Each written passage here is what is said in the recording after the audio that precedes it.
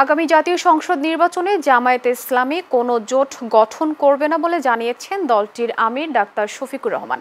এছাড়া আগামী ত্রয়োদশ জাতীয় সংসদ নির্বাচনের বৈধতা ও জুলাই সনদের ভিত্তি পেতে আগে গণভোট হতে হবে বলে এমন দাবি জানিয়েছেন তিনি।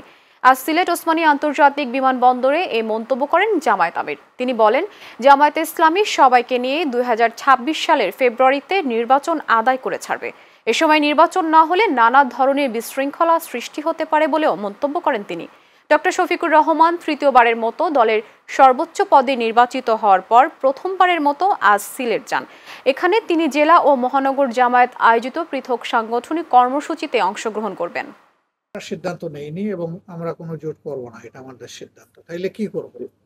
আমরা নির্বাচনী সমঝোতা করব। আমরা যে কথাটা বলেছি যে প্রত্যেকটি জায়গায় একটা বাক্স হবে, সেই নীতিতেই আমরা আগাচ্ছি। এবং শুধু ইসলামী দল না, এখানে ইসলামী দলের পাশাপাশি দেশপ্রেমিক প্রতিশ্রুতিশীল আরও যারা আছেন তারাও ইতিমধ্যে সংযুক্ত হচ্ছেন এবং আরও আপনারা দেখতে পাবেন সংযুক্ত হবে ইনশাল্লাহ।